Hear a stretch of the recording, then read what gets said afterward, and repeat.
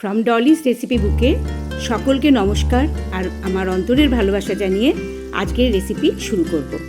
আজকে আমি মাত্র দুটো মাছ দিয়ে একটা রেসিপি আপনাদের সাথে শেয়ার করব।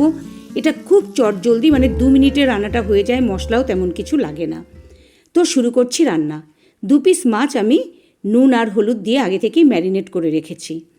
এবার কড়াই, আমি আজকে কিন্তু ইন্ডাকশনে রান্না করছি, আর কারণটা আমি পরে জানাচ্ছি। তো কড়াই আমি 2 টেবিল স্পুন মতো সর্ষের তেল দিয়ে দিচ্ছি, কেননা আমি 2 পিস মাছ সবার আগে ভেজে নেব।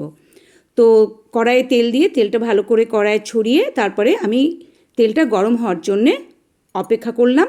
গরম হওয়ার পর মাছগুলো আমি কড়াইতে ছেড়ে দিচ্ছি ভালো করে ভেজে নেওয়ার জন্যে।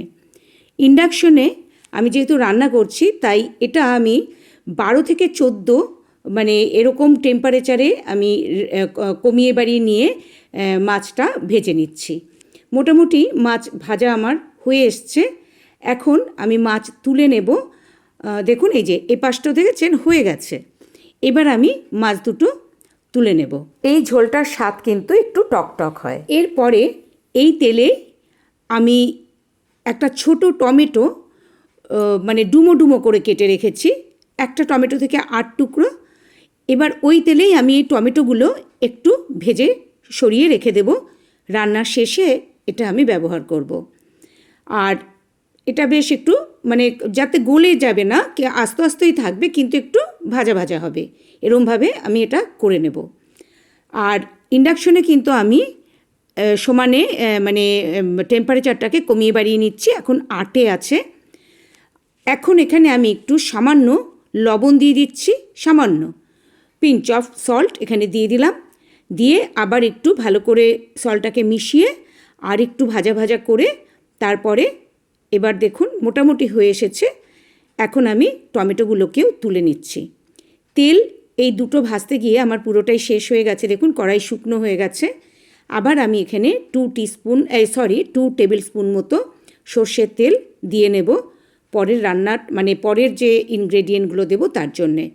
2 টেবিল স্পুন মতো সর্ষের তেল দিয়ে এখানে আমি এটা গরম হওয়ার জন্যে ছেড়ে দিচ্ছি।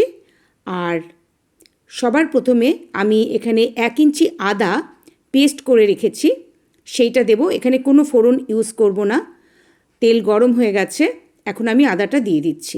1 ইঞ্চি আদা দেখুন আমি এইভাবে পেস্ট করে রেখেছি, এইরকমভাবে। এবার এটা আমি দিয়ে দিলাম। আর তার সাথে 1/2 টিস্পুন লঙ্কার গুঁড়ো জলে ভিজিয়ে রেখেছিলাম, সেটাও দিয়ে দিলাম। দিয়ে একটু নেড়ে চেড়ে মিশিয়ে নেব। আর একটু জাস্ট মানে 5 সেকেন্ড মতো আমি এটা করে নিলাম। এবার এখানে হলুদ 1/2 টিস্পুন হলুদ আমি এখানে ব্যবহার করব। এটা আমি শুকনো মানে গুঁড়োই দিচ্ছি।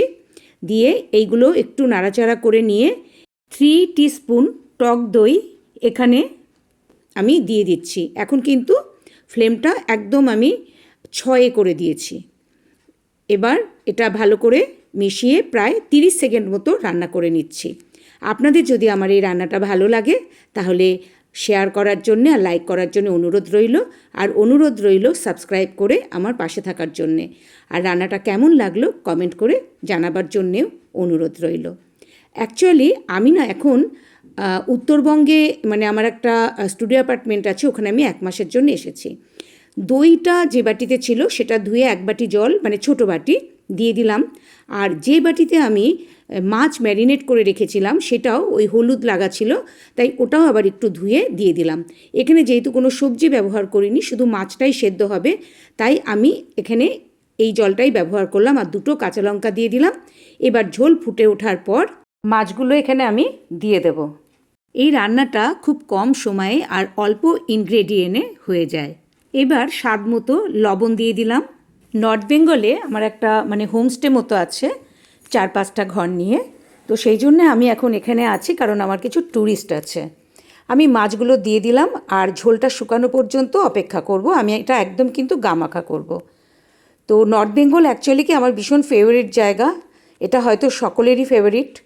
তো সেই জন্য আমি এখানে একটা ছোট্ট আস্তানা করেছি, যেহেতু সবসময় হোটেলে অনেক টাকার ব্যাপার, হোটেলে থাকলে বাইরে খেতে হয়, তো সেটা অনেক বেশি খরচা হয়ে যায়। তো একটা তাই ছোট জায়গা করে রেখেছি যে চাইলেই এসে যাতে একটু থাকতে পারি, খুব ভালো লাগে। তো এবার দেখুন ঝোলটা অনেকটাই শুকিয়ে গেছে। এবার দেখুন যে পজিশানে এসছে। এখন আমি এখানে যে টমেটোগুলো ভেজে রেখেছিলাম সেটা দিয়ে দেব, দিয়ে একটু নেড়ে চেড়ে মিশিয়ে নেব। টমেটোটা দিয়ে দিচ্ছি, ভাজা টমেটোটা এবার দিয়ে মিশিয়ে নেব। নিয়ে জাস্ট 5-10 সেকেন্ড মতো ফোটানোর পর আমি ইন্ডাকশন অফ করে দেব। ইন্ডাকশন দেখুন আমি অফ করে দিয়েছি, আমার রান্না হয়ে গেছে। এখন এটা আমি নামাবো। আপনাদের ভালো লাগলে এই রান্নাটা প্লিজ একবার করে খাবেন। এটা কিন্তু অল্প সময় অল্প ইনগ্রেডিয়েন্টে কিন্তু খুব ভালো স্বাদ হয়।